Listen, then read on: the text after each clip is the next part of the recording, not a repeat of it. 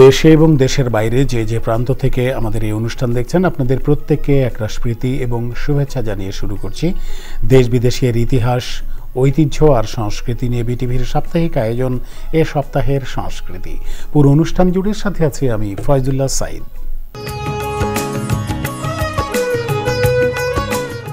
দর্শক, রাজধানী ঢাকা ও এর বাইরে সারা দেশে অনুষ্ঠিত সাংস্কৃতিক কর্মকাণ্ড থেকে নির্বাচিত কিছু অনুষ্ঠানের খোঁজখবর নিয়ে সাজিয়েছে আমাদের এইবারের পর্ব সংস্কৃতি সংবাদ। দেশীয় শিল্পের এই বাজারে আছে ঐতিহ্যবাহী এবং বিপণনের তালিকায় থাকা শাঁখারী বাজারের নাগদের তৈরি শঙ্খ, রংপুরের শতরঞ্জি, দামরাইয়ের তামাকাশা, রাজশাহীর বসন্তপুরের কুমারদের টেপা পুতুল ও শখের হাড়ি, মাগুরার মালাকারদের তৈরি শোলা শিল্প, সোনারগাঁয়ের সূত্রধরদের তৈরি কাঠের হাতি ঘোড়া। বাংলাদেশের রঞ্জন শিল্পের রঞ্জিত রিক্সা শিল্পও আছে এই বাজারে। আর পাঁচপুরুষের যদি আমরা এই কাজটা করে গেছি, ব্যাপার হলো আমরা যদি মারা যাই তাহলে এই কাজটা বিলুপ্ত হয়ে যাবো। 43 বছর ধরে কাজ করতেছি, এই একটা জিনিস স্বীকৃতি পাওয়া এটা অনেক ভালো লাগার জন্য আছি। লোকশিল্পের পাশাপাশি নব্যসৃষ্ট শিল্পসমূহ এবং প্রাতিষ্ঠানিক অপ্রাতিষ্ঠানিক লোকজ সামগ্রী আছে এই বাজারে। যারা যারা পার্টিসিপেট করছি এবারে এখানে মেলায়, তো সবারই হচ্ছে নিজেদের প্রোডাকশনে এবং নিজেদের চিন্তাভাবনা থেকে নিজস্ব ডিজাইন, রুচি, কাজ। গয়না পছন্দ করে না, গয়না নিয়ে কাজ করছে না, পৃথিবীতে এরকম কোনো জায়গা নাই। তো সেই হিসেবে আমার কাছে মনে হচ্ছে it's a very good platform যে গয়নাকে আমি আর্টিস্টিক জায়গায় রিপ্রেজেন্ট করতে পারবো। লোকজ শিল্প ও আমাদের হাজার বছরের শিল্প ভাবনাকে একটি জায়গায় উপস্থাপনের মধ্য দিয়ে বাঙালি সংস্কৃতির অনন্য এক প্রদর্শনী চলছে। অংশগ্রহণকারী শিল্পীদের তৈরি শিল্প সামগ্রীতে নকশা ও উপাদানে দেশীয় কাঁচামালের ব্যবহার লক্ষণীয়। যতই বেশি হবে ততই মানুষের ভিতরে ধীরে ধীরে ধীরে ধীরে বোধের সূচনা হবে এবং তখনই হইল এই রুচির দুর্ভিক্ষ আসলে ধীরে ধীরে কমবে। দীর্ঘদিনের প্রেক্ষাপটে যেমন এটা তলিয়ে গেছে, সেমন দীর্ঘদিনের প্রেক্ষাপটে আসলে এটা উত্তরণ ঘটবে। শিল্পবাজারে আগতরা পরিচিত হচ্ছেন দেশের লোকজ শিল্পের সাথে, সেই সাথে পরিচিত হচ্ছেন লোকজ শিল্পীর সাথে। শিল্পবাজারে দেশীয় লোকজ শিল্পীদের প্রণোদনার সাথে সাথে মানুষের মাঝে গড়ে উঠবে দেশীয় শিল্প চেতনার নিজস্ব শিল্পরুচি। সব শিল্পের মার্কেটটা তৈরি হোক এবং সব শিল্পের শিল্পীরা তারা পেশাভিত্তিক এই শিল্প চর্চাটা করুক, এটা আমরা চাই। দেশীয় মননের নতুন প্রজন্ম, নান্দনিক জীবনের জন্য শিল্পের প্রসার, পেশাভিত্তিক শিল্পচর্চায় শিল্পবাজার। দর্শক মণ্ডলী, দেশ বিদেশের ঐতিহাসিক স্থান, স্থাপনা আর প্রত্নতাত্ত্বিক নিদর্শন নিয়ে সাজানো আমাদের এবারের পর্ব ইতিহাস ঐতিহ্য। সৌদি আরবের প্রাচীন নগরী দিরিয়ার যাত্রা শুরু হয় 430 খ্রিস্টাব্দে, যখন আরবের প্রাচীন গোত্র বনু হানিফা আল ইরাদ উপত্যকার উপকণ্ঠে পূর্ব নজদে বসতি স্থাপন করে। পরবর্তী সময়ে যা ওয়াদি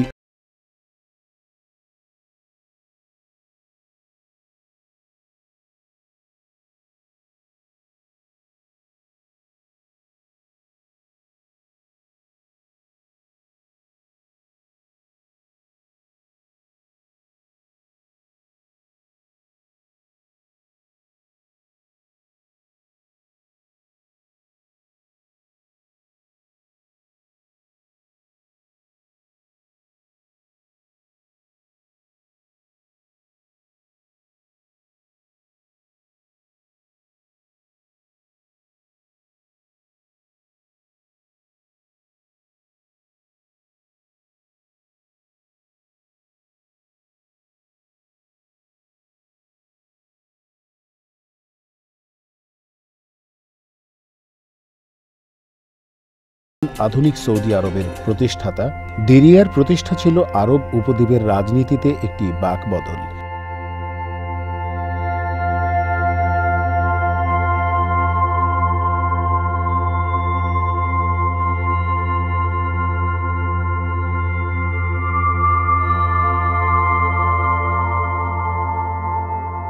প্রিন্স মানির সন্তানরা শহরটি শাসন করত এবং তাদের প্রচেষ্টায় দিরিয়া একটি সাংস্কৃতিক কেন্দ্রে পরিণত হয়। ভৌগোলিক কারণেও দিরিয়ার বিশেষ গুরুত্ব ছিল, কেননা তা আরব উপদ্বীপের উত্তর ও দক্ষিণ অংশের বাণিজ্যিক পথের সংযোগস্থলে অবস্থিত ছিল।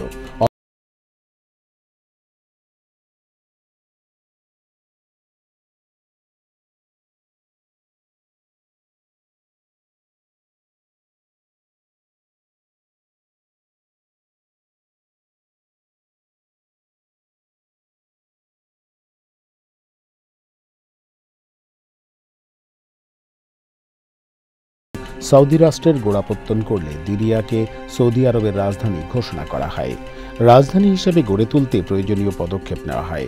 1744 থেকে 1818 খ্রিস্টাব্দ পর্যন্ত দিরিয়া ছিল প্রথম সৌদি রাষ্ট্র আমিরাত আল দিরিয়া এর রাজধানী।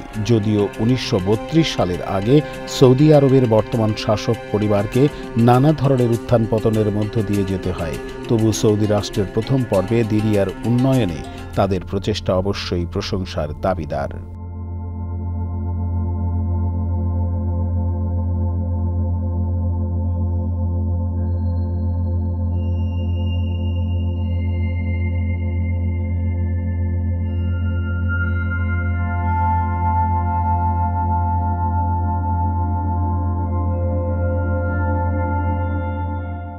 সত্যিই বিচিত্র এই পৃথিবী, তার চেয়েও বিচিত্র পৃথিবীর মানুষ।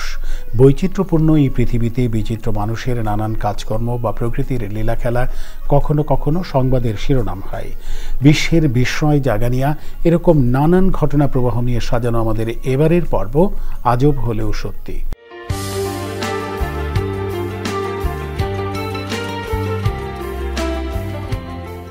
ফার্সি নওরোজ শব্দটির অর্থ নতুন দিন। নওরোজ বিশ্বের প্রাচীনতম উৎসবগুলোর মধ্যে অন্যতম। জনপ্রিয় এই সংস্কৃতি ও উৎসব আজ শুধু ইরানের জাতীয় উৎসব নয়, Afghanistan, Tajikistan, Azerbaijan, Turkmenistan, Uzbekistan, তুরস্ক ও ইরাকেও এই উৎসব জাতীয় পর্যায়ে পালিত হয়। এই উৎসব কম বেশি পালিত হচ্ছে জর্জিয়া, পাকিস্তান ও ভারতেও।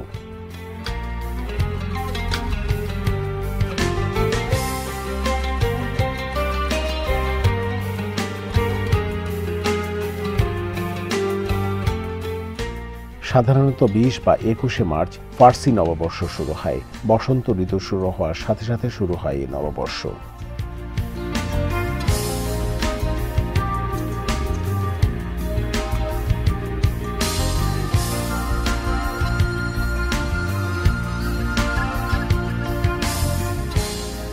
ঠিক কবে এবং কে প্রথম নওরোজ উৎসব চালু করেছিলেন তা স্পষ্ট নয়। কবি ফেরদৌসির অমর কাব্য শাহনামা ও ঐতিহাসিক তাবারির বর্ণনা অনুযায়ী ইরানের প্রাচীন কিংবদন্তিতে উল্লেখিত বাদশাহ জামশিদ ছিলেন এই উৎসবের প্রথম আয়োজক। ইসলামের আবির্ভাবের পর ইরানে নওরোজ উৎসবের রীতিতে পরিবর্তন দেখা দেয়।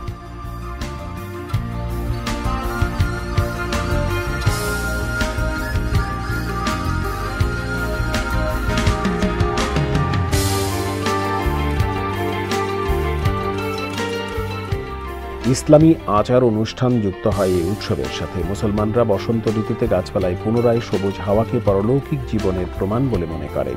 বিশেষ দোয়া পাঠের মধ্য দিয়ে ইরানি মুসলমানরা নওরোজ বা নববর্ষ শুরু করেন। এই মোনাজাতে তারা বলেন, হে অন্তর ও দৃষ্টির পরিবর্তনকারী এবং দিন ও রাতের পরিচালনাকারী এবং অবস্থার পরিবর্তনকারী মহান আল্লাহ, আমাদের অবস্থাকে সর্বোত্তম অবস্থায় রূপান্তরিত করুন।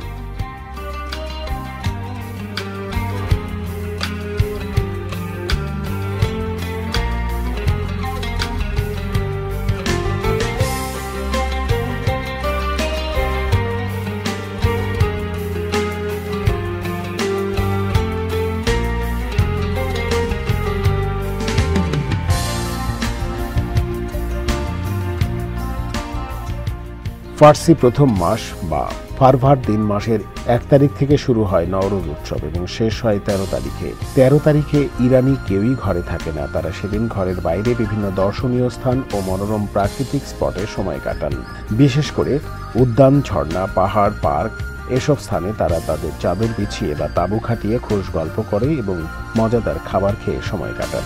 পুরনো দিনের সব মলিনতা, জড়তা, গ্লানি ও হতাশা আমাদের জীবন থেকে ধুয়ে মুছে সাফ হয়ে যাক এবং সৃষ্টিশীলতা ও নতুনত্বের প্রাণ প্রবাদে গড়ে উঠুক উন্নত, সফল ও সার্থক মানব জীবন। এই প্রত্যাশায় পালিত হয় নওরোজ উৎসব।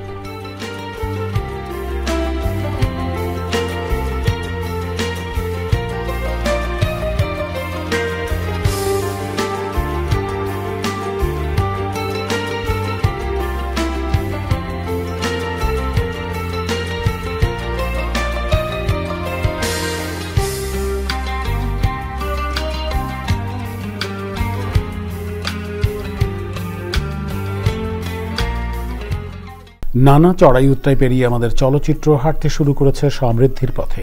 কাহিনী বৈচিত্র্যের সাথে পরিবর্তন এসেছে প্রযুক্তির, আর এই প্রযুক্তিকে কাজে লেগে আমাদের চলচ্চিত্র পরিচালকেরা নির্মাণ করছেন নানান ধরনের চলচ্চিত্র, যা দেশের সীমানা ছাড়িয়ে আন্তর্জাতিক অঙ্গনেও কৃতিত্বের সাক্ষ্য রাখছে। না, আমি কোথাও যাব না। আমি পালিয়ে গেলে লোকে বলবে আমি ভয় পেয়েছি। এই মুজিবর খুবই ভয়ানক ছেলে। বঙ্গবন্ধুর অসমাপ্ত আত্মজীবনী ও কারাগারের রোজ নামচা সহ বিভিন্ন গ্রন্থের অনুপ্রেরণায় নির্মাণ করা হয়েছে অ্যানিমেটেড মুভি খোকা। এই বছর আপনারা আমাদের সাথে একবারও জিততে পারেননি, সেই জন্যই এই ব্যবস্থা করেছেন, তাই না? যাতে আপনারা সহজেই জিততে পারেন। রাজধানীর সামরিক জাদুঘরের স্টার সিনেফ্লেক্সে দেখানো হয় সিনেমাটি। 11 পর্বের সিরিজ দিয়ে সাজানো চলচ্চিত্রটিতে উঠে এসেছে বঙ্গবন্ধুর ছোটবেলা থেকে স্বদেশ প্রত্যাবর্তন পর্যন্ত ঘটনা। আমার মতো গরিবের লাইকাই কয়দিন পর পর জেলে যাও, নির্বাচনে তুমিই জিতবা, তোমার জন্য খাস দিলে দোয়া করে দিলাম বাবা। শৈশব কৈশোর থেকে শুরু করে রাজনৈতিক জীবন এবং বঙ্গবন্ধুর জীবনের গুরুত্বপূর্ণ নানান ঘটনা থাকছে এই চলচ্চিত্রে, যা দেখে উচ্ছ্বসিত ও অনুপ্রাণিত পথশিশু সহ সব বয়সী দর্শকরা। বঙ্গবন্ধুকে নিয়ে প্রথমে তার জন্য সম্মানের একটা স্থান তৈরি হয়েছে, তো তার থেকে আমরা অনেক কিছুই শিখেছি। আত্মবিশ্বাস হতে, নিজেকে ভালো মানুষ হিসেবে গড়ে তুলতে এবং মানুষের পাশে দাঁড়াতে। বঙ্গবন্ধু থেকে শেখার আছে যে চেষ্টা করলে কখনো হার হয় না। ফুটবল খেলা এই কাহিনীটি অনেক সুন্দর করে তুলেছে, এই কাহিনীটি আমার কাছে অনেক ভালো লাগছে। বঙ্গবন্ধুর যে গল্পগুলো কখনো বলা হয়নি এবং যা দেখানো যায়নি তাই তুলে ধরার চেষ্টা করা হয়েছে বলে জানান কলাকৌশলীরা। 40-50 মিনিটের ফিল্মগুলোতে আমাদের প্রায় 1.5 থেকে 2 বছর সময় লাগতো, বা আমাদের অনেক বেশি অ্যানিমেটর লাগতো। কিন্তু এখন যেটা হচ্ছে যে আমরা 96 মিনিট অ্যানিমেশন ফিল্ম করছি, কিন্তু সেটাতে আমাদের প্রায় 1 বছরের মতো কাছাকাছি সময় লাগছে এবং আমাদের আর্টিস্টের সংখ্যাটাও এখন কম লাগতেছে।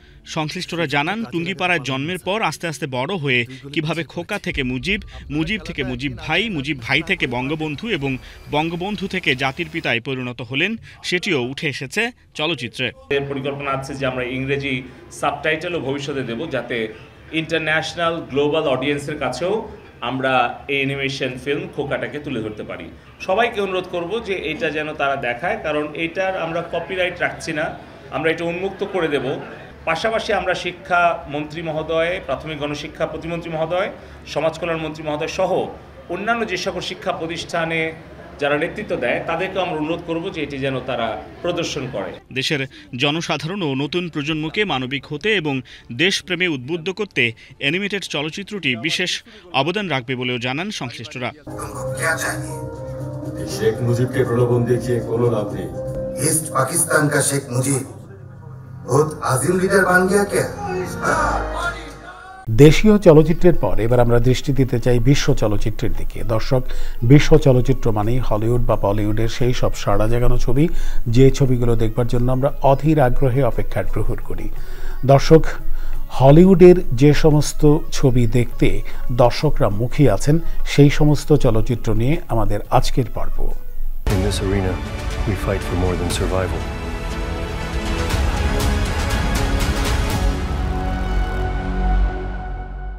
গ্ল্যাডিয়েটর 2 গ্ল্যাডিয়েটরের 24 বছর পরে প্রখ্যাত হলিউডি নির্মাতা রিডলি স্কট নিয়ে আসছেন সিনেমাটির দ্বিতীয় কিস্তি। 2000 সালে নির্মিত প্রথম কিস্তিতে গ্ল্যাডিয়েটর চরিত্রে অভিনয় করে বাজিমাত করেন রাসেল ক্রো, যেখানে তার স্ত্রী ও সন্তানের খুনের বদলা নিতে দেখা যায়।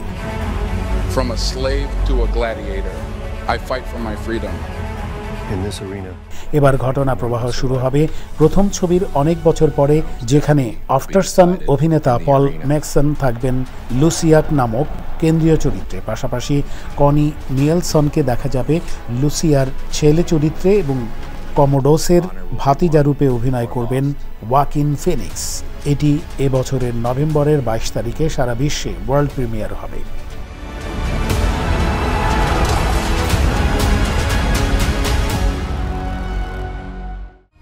This story begins far beyond the mountains and the shadows.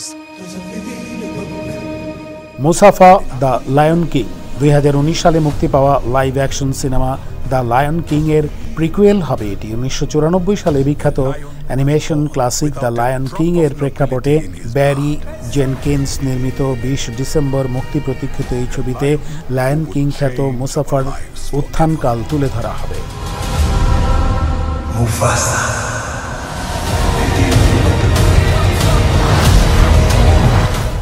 ছবিতে বিভিন্ন কৌশলের সহায়তায় বিভিন্ন ফটো রিয়েলিস্টিক প্রাণী ও আফ্রিকান পরিবেশ প্রকৃতি বেশ জীবন্ত করে তোলা হয়েছে।